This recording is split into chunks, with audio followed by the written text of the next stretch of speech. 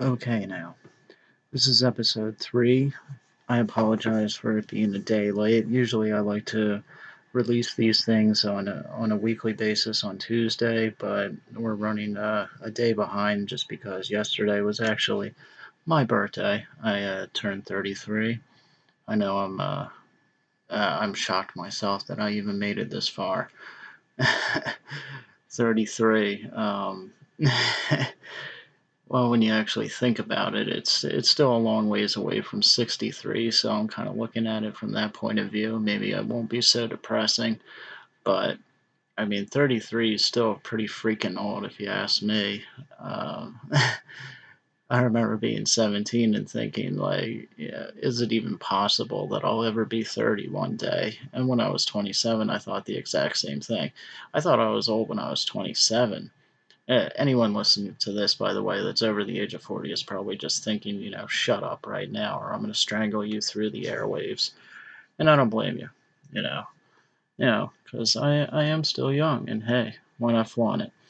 But yeah, 33, and at least now at this stage, I'm taking life seriously. I definitely didn't all through my 20s. I just kind of squandered everything and just lived like a maniac. And we're actually going to go into that next week. So, look forward to that. You'll hear all about my 20s and my squandered youth and my why I'm now a bitter old man. You'll hear all about why now I consider myself the quintessential prodigal son. Um, that'll be next week. Yeah, so you can look forward to that, hearing about all my war stories and the great adventures and all the exciting places I saw, the landscapes that I conquered, the territories that I traveled. And no, I did none of that. I spent 90% of my time in the state of Delaware. And there isn't anything more depressing than that. Most of it was spent in Wilmington, in the state of Delaware. It's actually not the capital city of Delaware. Actually, Dover is, but Dover is smaller than Wilmington. Wilmington has a population of about 70,000 people, 75,000, and it's the largest city in Delaware. So that tells you all you need to know about that state. There's maybe one. It's called Trolley Square, which is like this little square, obviously section in I guess the eastern side of town, where there's the Logan House and a couple other bars and restaurants and everything that constitute basically um, are the city's idea of a thriving nightlife. And they do like this little bar crawl around St. Patty's Day where everyone gets on the bus and you get driven around to uh, Catherine Rooney's, the Logan House, and a couple other places. But let's say if you spend 2 weeks hanging out at those places, 2 weekends, then you've pretty much met everybody in the night scene in Delaware, just right there. That or Newark, Delaware. There's Main Street there where all the college kids hang out. I used to go down there a lot too, and I actually ended up in the emergency room because of Grottos on Main Street. A friend of mine and I got escorted out of Grottos one night and ended up in the hospital because of that, because we got into a little debate, a philosophical exchange, and there was an exchange of difference of opinion on a few philosophical points that we were making with about 4 or 5 other philosophers in the bar, and they decided to pontificate their points rather heavily outside on the sidewalk, and so forceful were they in their arguments that I had to be rushed to the hospital, and I don't remember much else. Um, so, but hey, I mean, you can either look at it as a total waste of time, or you can say, hey, I learned from it, or I blew off steam, or I had fun. I like to look at it from all three. Or there's also the context that it was all just sin, which is true. And I have moved on from it and completely turned myself around. But you take a grim look at it sometimes, And when I look back on it, I realized that that kind of life can become a trap. I fell into it largely because I was just so cynical about everything. Um, Believe it or not, George Bush becoming president played a huge part in that. I was really convinced that the guy was just bringing us straight to Armageddon. So I was just like, my whole worldview at that point was just like, this is not going to last much longer. This country and this world. So screw it. I'm just gonna not care about anything, and I didn't. And the more you tell yourself to think like that, and then you get trapped in addiction and start spiraling out of control, then that mantra of just nothing matters and it's all going to end soon just kind of becomes a self-fulfilling prophecy, because for you at least, while the rest of the world marches on, you just become stuck in that rut and you don't go anywhere, and it will end for you soon if you stay in that lifestyle. But anyway, 33. I did make it through my 20s, thank the Lord. And now I'm engaged. I'll be married soon, and we have a 2-year-old. We have a place here in Mechanicsburg, Pennsylvania. I probably shouldn't be telling you that in case somebody finally listens to this podcast and really wants to kill me for the things I say on it. But whatever, bring it. Um, and I have a decent job, 33 though, and we'll see what happens.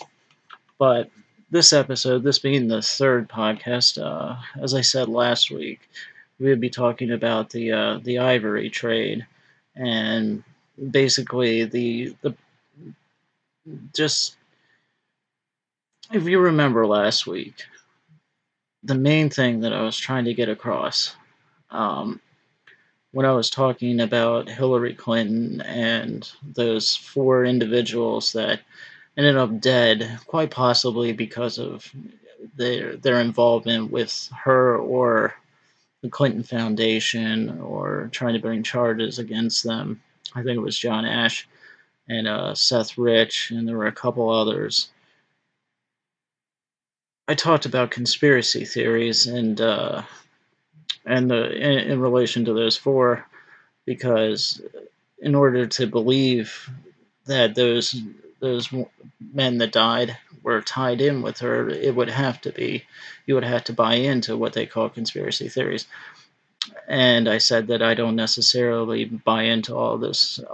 I don't like to go down that road too often, but what I do approve of, and what I do want people, what I want out there, and what I want to change in this country is the freedom and the availability and the desire in people to constantly question all these things.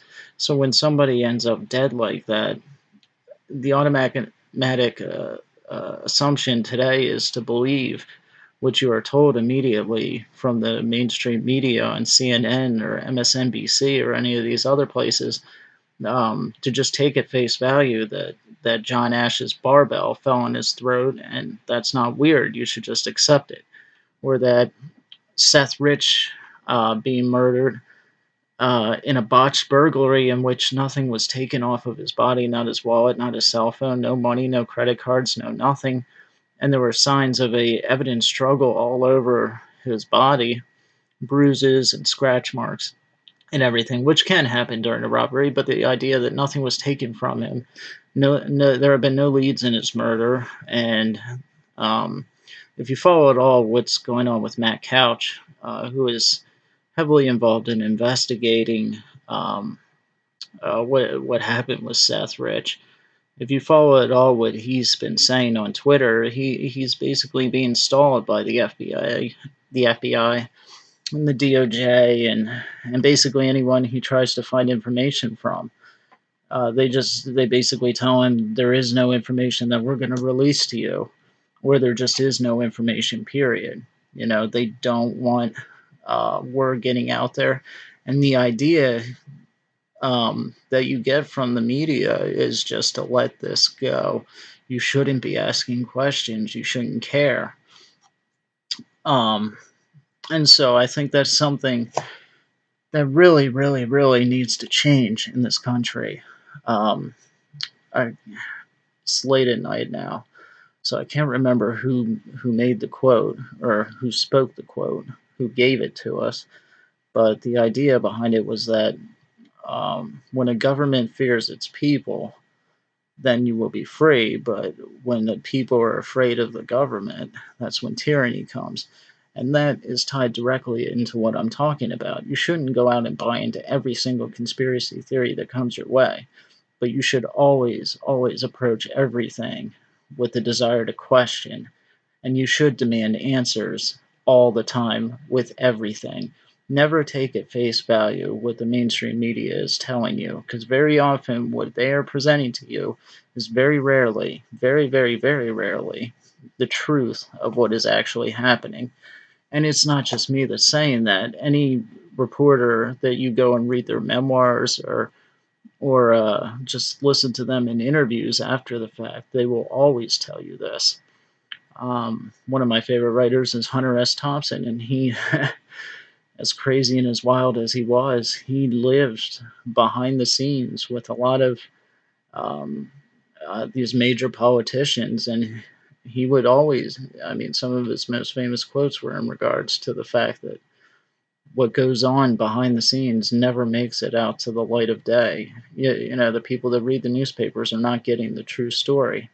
And so you should always question everything that you see and demand answers and demand the truth. Um, and that's from our government. And it's wrong and scary at the same time that these days that you are viewed as unpatriotic or a traitor or a terrorist or something along those lines because you don't believe them just because they say something is true. The funniest example of that I can remember was I watched a documentary called the American. I think it was called, what was it called? The War on Drugs, or it had to do with the War on Drugs. I think it was called American Drug Story or uh, American Drug War or something like that. I think it was an HBO documentary. Something like that. I have the DVD, but I don't have it in front of me.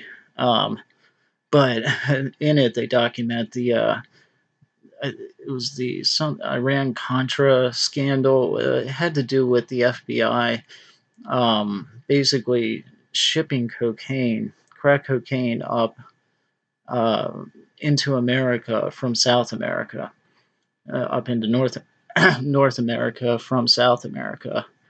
And this whole thing blew up in the news about it, and they were being confronted about it. Whoever was the head of the CIA at the time was being confronted about it, and their response to it was that the CIA themselves went and performed their own internal investigation to find out whether any of this stuff was true. That's just like somebody accusing me of murder, and then I go myself and investigate myself and report back to the judge and say, I did an investigation on myself and I did not commit this murder. That's essentially what they did. And of course, in the documentary, they show the news clip of the CIA, a spokesman saying, we did this internal investigation and there was no evidence whatsoever that we, did any of these, sold arms to these guerrilla cartel terrorists down in South America or trafficked cocaine up into North America. Um, and people were expected to believe that. And this is what I'm talking about.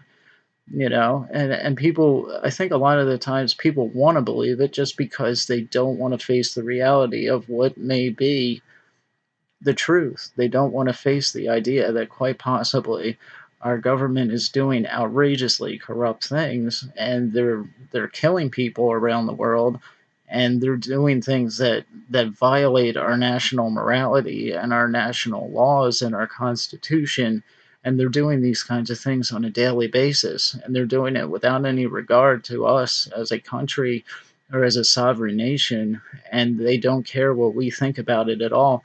And if we question it in any way, shape, or form, then we are unpatriotic, and they flip the script and basically make it to where we're the bad guys. So uh, keep that in mind. But with this Ivory thing, it comes back to that. And this is something that very few people are paying attention to, and that's why it kind of burns me up. I have a great love of animals, and I've always had a great love for just nature in general. I've spent a great deal of time out in nature, and I haven't traveled widely. I haven't been out to Africa or the Amazon. My number one place that if I could ever get to would be the Amazon rainforest, and I've often told people that I just want to throw it all away and start swinging naked from vines in the Amazon. And I would too, believe me. By the time I'm 35, that's what I'm going to be doing. Yeah, right. Um, but deforestation and the poaching and just slaughtering of animals who are on the brink of extinction rarely makes the news until it's almost too late. You never hear about it unless it's some sob story that they can milk for all it's worth, just for ratings. That's when it hits the front page. Before that, no, you don't hear anything about it.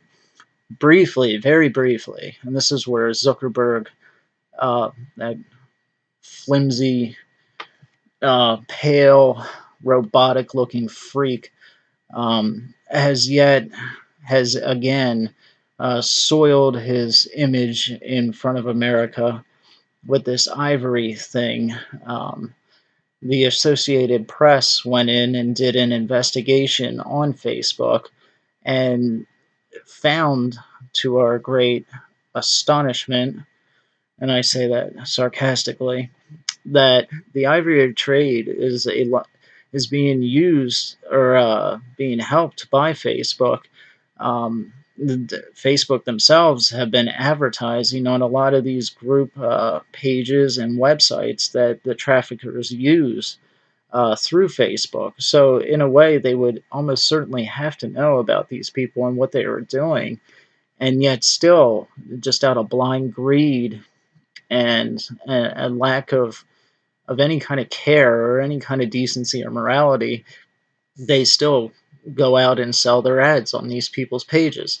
Um, and this was an extensive investigation that the Associated Press did.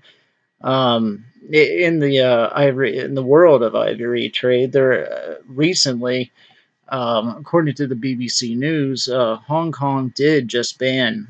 Um, let's see what. And it was considered a historical vote. They completely banned the ivory trade. It completely shut it down. It's supposed to be complete. From what I'm seeing here, it's a three-phase ban because you got to remember China is quite possibly the leader um, in the ivory trade. I mean, the most ivory goes through China, like water goes through the Victoria Falls. Like it's home central for all this. Um, but the ban itself is supposed to be a three-phase ban, with the idea that Ivory will completely be the end of it being sold will be in 2021. But the first part of it is supposed to be a ban that would be a ban on hunting trophies in ivory from 1975 and onward. And then it would go from there to any ivory from before 1975. And then finally, with the idea to shut down with all ivory traders turning in their ivory and completely going out of business by 2021. Um, Now, I mean, this is on the surface obviously a good thing. There's no way to say, well, this is negative. Obviously, it's great. Let's hope everybody sticks to it. But the risk here, obviously, is that if they don't rigorously enforce this, all it's going to do is just raise the price on ivory, and that's exactly what these people want. So if you put this ban in place, It's going to make ivory harder to get. It's going to make it more rare, and that's just going to drive the price up. So if you don't rigorously enforce this, all you're going to be doing is screwing yourself in the end and just making things worse.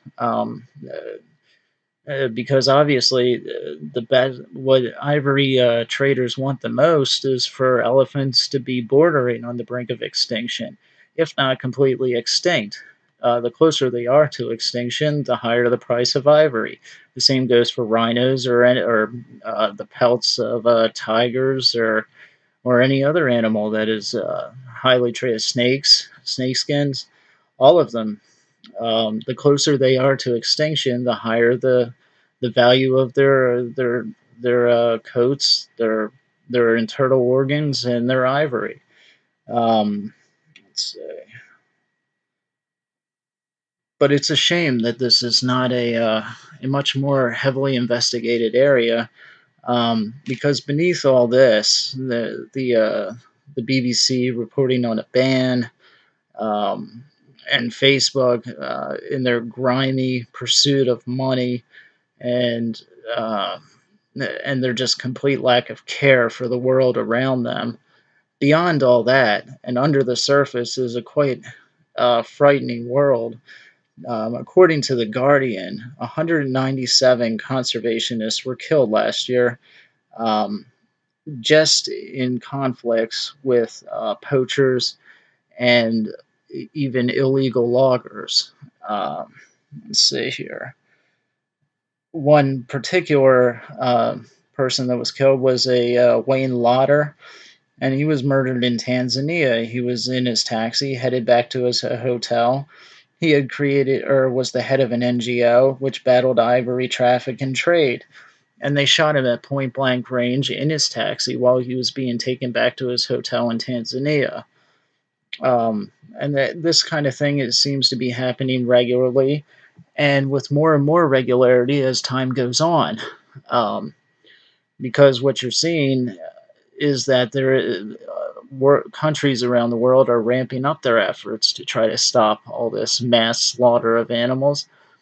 And these are gangs, these are mafia type organizations that run the black market, um, particularly in Asia. Who, I mean, this is serious money we're talking about, and when there's serious money on the line, people are going to die.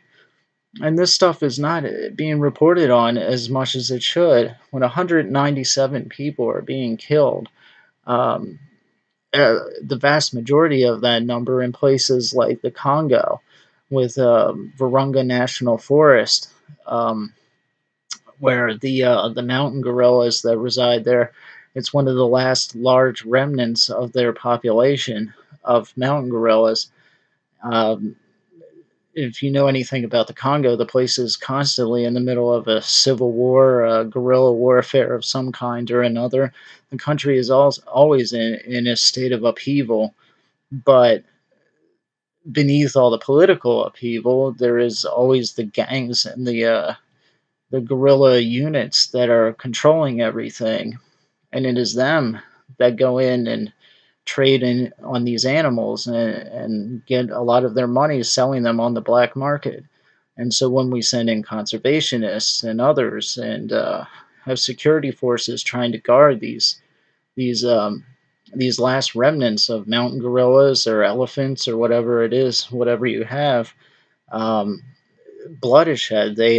These people come in shooting and ready to shoot, and these park rangers there are armed heavily themselves and ready to shoot back.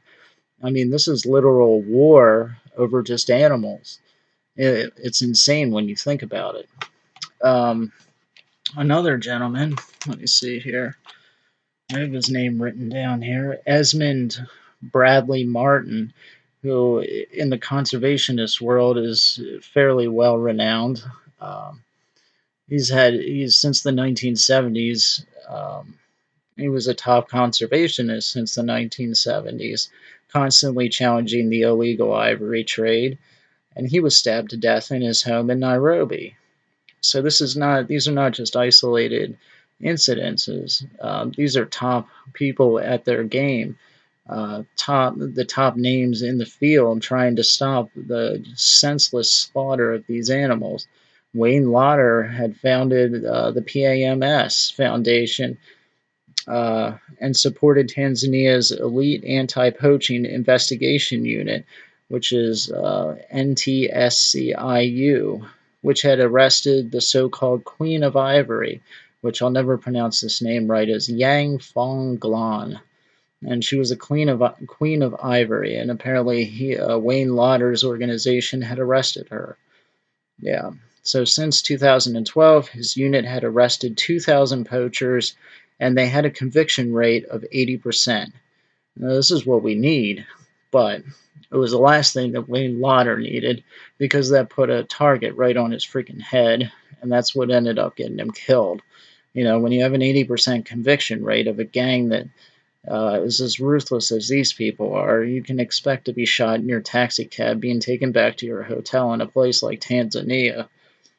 So these are dire situations all around the. So when I do these podcasts, and I remember in the first one I said, I'm going to be talking about things that are critical at a critical point. And everyone's thoughts instantly go to what's going on in America, or hey, we just pulled out of the Iran deal. World War III is about to erupt. The Iran nuclear deal, Trump just pulled out of that.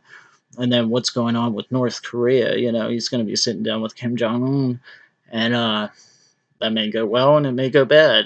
He's talking about walking out if the deal goes bad, or if their talks kind of sour at all. Which, hey, great, go ahead, kick Rocket Man in the balls and nuke his whole country and be done with it. I'm just kidding, but your thoughts immediately go to all that. The world's always in a constant state of uh, political and violent upheaval. But is this kind of stuff going on underneath the surface that is also unreported to a large extent that really worries me, because these have much more far-reaching consequences. If we completely erase entire species, if we're constantly destroying ecosystems just for short-term gain, then what good does it do us to even build treaties with one another, or to worry about the sovereignty of this nation or that, if the nation itself has uh, no sustainable land left to it, or no kind of ecosystem left to it? And if what does that tell us about ourselves as people anyway? When we just the blind view that just animals and earth are there to be used up and destroyed and cast aside, and only there for the most immediate fast profit available, with no thought at all to the future. It says a lot about us as people. You can look at it whether you believe, however you believe, we all got here, animals included, the earth. Whether you believe this all just happened from a speck of dust that exploded with a big gangbang, and now here we are, and millions of years of us crawling out of sludge as reptiles, and then somehow getting fur on our bodies, and now walking erect, and somehow jabbering and talking to each other, and here we are millions and billions of years later. Or if you believe, like I do, that God created the earth and gave man dominion over the animals, but not in a way to just use them up senselessly, but in a respectful way of harmony. Whichever one you believe, um, there has to be a modicum of respect for nature itself. If you believe that we evolved from it, then senselessly slaughtering mountain gorillas in Virunga, for example, would be killing your ancestors. Actually, it would be killing people, because these could very well just be apes that haven't evolved yet, and you're just killing them. So you're killing people, and you're guilty of murder then, really, if you really take it to the logical extent, all the way down the line. Or if you believe that God created the earth, then it's still quite clearly a sin. It's just total abuse of the authority that man was given. Um, it's disgusting on every level. But these places, um, particularly in the Amazon and in Virunga, it being one too, with the poachers there, have been rated some of the most dangerous places on Earth now, especially for defenders of, conservationists. In 2016, over 201 defenders were killed. Now, that's pretty high for just 1 year.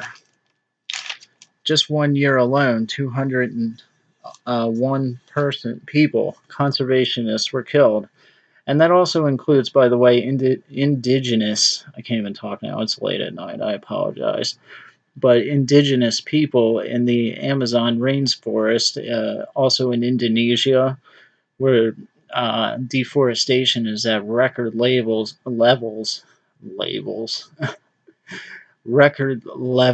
right now. Uh, a lot of that going to cattle farming and the palm oil plantations in Indonesia.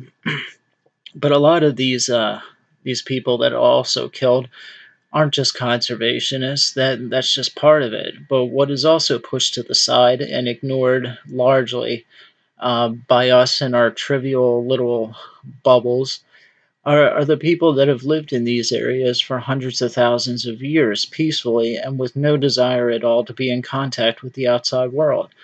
There's a video on YouTube and actually a pretty good documentary on Netflix about one of the last tribes in the Amazon rainforest who have not been in contact ever with the outside world have finally reached out and met with some of us, with some of the conservationists in the area. The only reason that they did this is because they have been constantly pushed from their home and from area to area by illegal logging. And there's also the illegal loggers. There's the mining too that goes on in the Amazon rainforest, which poison the runoff from a lot of the mines. Puts somehow, I don't know how it works, but there's been a lot of mercury poisoning in Peru that's wiped out a lot of the indigenous people there. So that's also something that kind of gets pushed to the side and ignored in all this. Is these people who have been living in these areas for thousands of years and are now just unhappy, unfortunate victims of Western and, well, not even Western, but the outside world's greed. Um, and now you have Facebook, Mark Zuckerberg, and he whatever douche decided to not put him on under oath when they were questioning him in D.C. I mean, what were they thinking? Why would you not put him under oath? And why would you ask him all those stupid, stupid questions? Most of those congressmen didn't even know what Facebook was. And they never asked him anything of any substance. None of them. I think Ted Cruz maybe asked him a few questions that might have been of some pertinence. Maybe somewhere, maybe it caused Zuckerberg to sweat for maybe a second, but that was it. And the moment passed, and His Highness the robot moved on pretty quickly. Any question he came upon that he couldn't answer, he just kind of looked at you with that robotic glazed over, um, those glazed big grape eyes and that pale tallow skin, and just and say, "Oh, I will get back to you, Congressman. Congressman, I do not have the answer to that." He didn't have the answer to a single damn thing. And that's because he doesn't care. Number one, he's not under oath, and he just flat out didn't care. This is a man who is worth so many billions that, I mean, he wipes his ass with my paycheck every morning and flushes it down the toilet. He does not care. You're not going to get him to worry just because a few congressmen want to ask him some stupid, insignificant questions when he's not even under oath. And none of them really. There was one person, let me see if I can pull it up here, who asked him about the Ivory trade. Let's see here. It was at the Judiciary and Commerce hearings on Capitol Hill. Let's see. Yes, Georgia Representative Buddy Carter asked Zuckerberg, "Did you know that there are some environmental conservation groups that assert that there's so much ivory being sold on Facebook that it is literally contributing to the extinction of the elephant species?" And Zuckerberg, with that moronic, glazed over, robotic look, replied that he was not aware that that was happening. The extinction bit of Carter's quote may be a reference to a comment from Gretchen Peters of the Center on Illicit Networks and Transnational Organized Crime. Peters, who is the group's executive director, told the Associated Press recently, "The amount of ivory being traded on Facebook is horrifying." She added, "I have looked at thousands of posts containing ivory, and I am convinced that Facebook is literally facilitating the extinction of the elephant species." Now, let me see, I'm going to scroll down. This, by the way, is on bustle.com, but this has been all over the internet from Newsweek, Time, numerous other, I think something called QZ.com, which I've never heard of before, but they did a whole thing on this too. So this had like a little like day or two explosion of interest online, and probably not on TV. I doubt any of the major networks picked it up at all, but online, and there is some brief interest, and then poof, it's gone, and it'll be ignored, and it'll be continue to be ignored unless we get out and really put pressure on Zuckerberg and Facebook and do some serious boycotting. Delete Facebook, get off of it, um, contact your representatives, whatever it is you can possibly do, and put pressure on this freak that doesn't care about anything but himself and his billions. That's all it is. He doesn't care. I mean, he steals our information left and right, and walks away laughing to the bank because we are still going to use Facebook. We'll still allow him to steal our information, and he'll do some token gestures. Facebook will.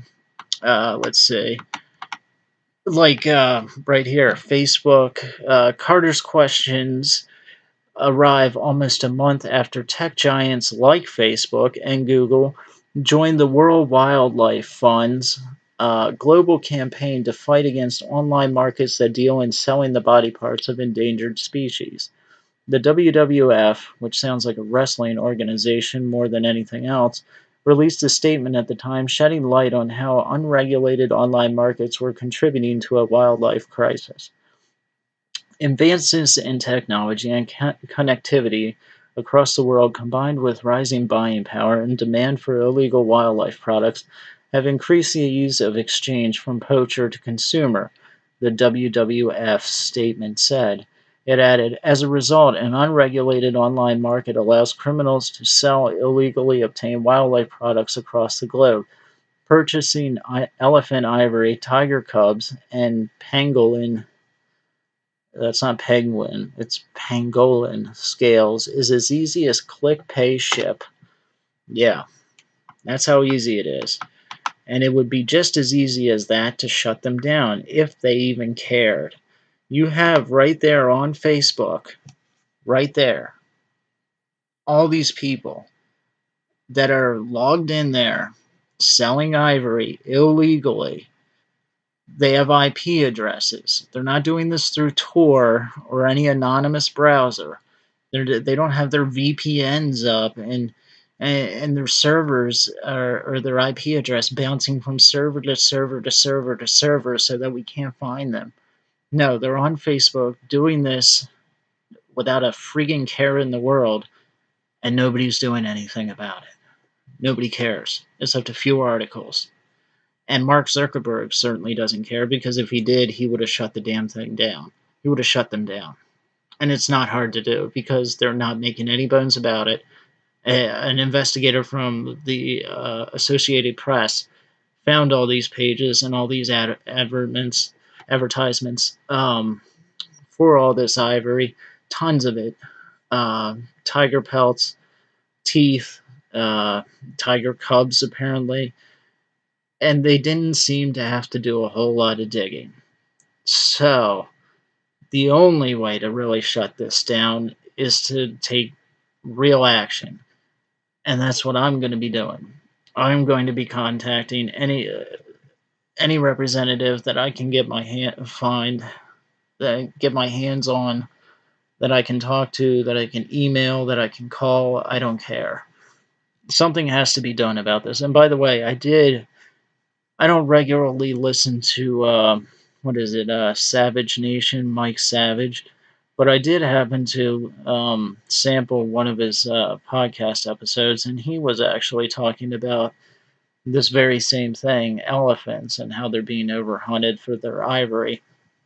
And apparently, and this was very, very recently. So it seems like he's very soon going to be doing something about this too, which is great. Which is great. And that's what we need, and that's what we have to have. So anyone listening to this that cares about it at all, it's now or never. It really is, because at the rates that these animals are being killed, if something's not done about it, if people like Mark Zuckerberg continuously just care about the dollar rather than living creatures around them, then it won't be long before they all are extinct. 20,000 elephants die a year, and their numbers were halved within the last 10 years in Africa. Poaching of rhinoceroses in South Africa exploded by 9,000%. That is extraordinary. Um, I think there's something like 410,000 elephants left in the wild. I could be completely wrong with that. Like I said, my brain's fried right now. I'm exhausted. This is late at night, and I've been worked 10 hours today in cable. I work in cable, but anyway, um, 20,000 a year, and the poaching of rhinos has exploded by 9,000%. This is not slowly going away. It's a consistent, deadly problem. And the same goes for the mountain gorillas in the Virunga area of the Congo. The same goes for the pink dolphins in the Amazon rainforest. The same goes for the indigenous peoples in Indonesia and the Amazon and the Congo, the pygmies that are being slaughtered in the Amazon rainforest, or not the Amazon, the Congo rainforest, the pygmies there. The little short people that you hear about, well, they're real, and nobody likes them in the Congo for purely superstitious reasons. They're harmless, and they just live off the land and travel from one place to another. And they too, for no reason, are just being killed, just killed off, just because people are superstitious there, and their witch doctor says kill them, so they go and kill them. And I think they have some kind of, in the past, they had some kind of cannibalistic rites where they would eat them and think it would help them to grow bigger or something. Something really stupid. Like in Super Mario, when you eat a mushroom and get bigger, that's what they did with the pygmies. I read that somewhere once. It may not have even been true. Who knows? But what is true is that they are being killed for no reason at all. Um, this is a vast and big problem, and it has to be dealt with now. Just like the politics in our country, just like the swamp, just like Mueller's investigation, just like all these things that are going on.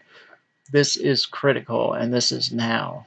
All these things that are happening in the world now, if the right people don't get involved and don't fight for them and don't stand up for them, this could all go very bad very quickly, and there won't be much of a world left.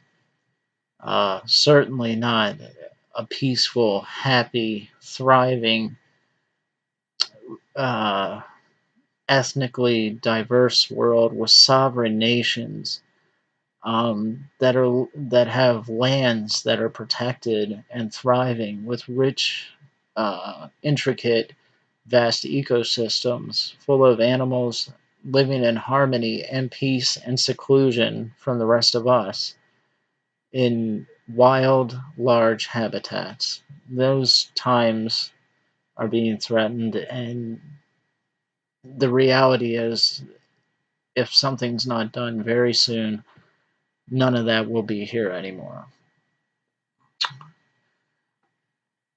And while it all slips away, people like Mark Zuckerberg will be dancing away to the bank the entire time, not giving a damn, because the only thing he cares about is lining his pocket and how many people are on his website and how many ads he can sell.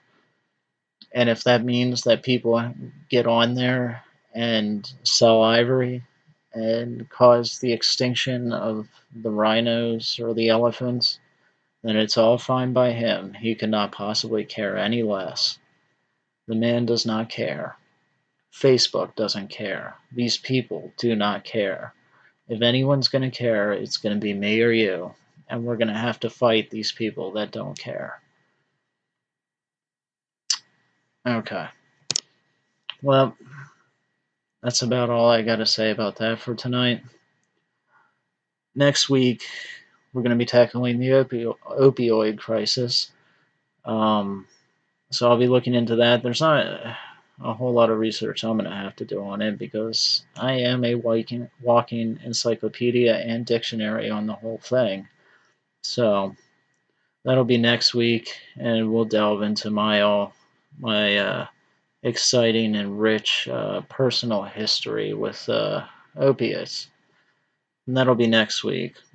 And that's another kind of thing that gets thrown into the news every once in a while as a ratings grabber. You know, a couple people die here and there, and they like to talk about it, but they're not going to do anything. There's too many people that are making way too much money off of it, just like the ivory trade. Do you honestly think that heroin just got here by accident?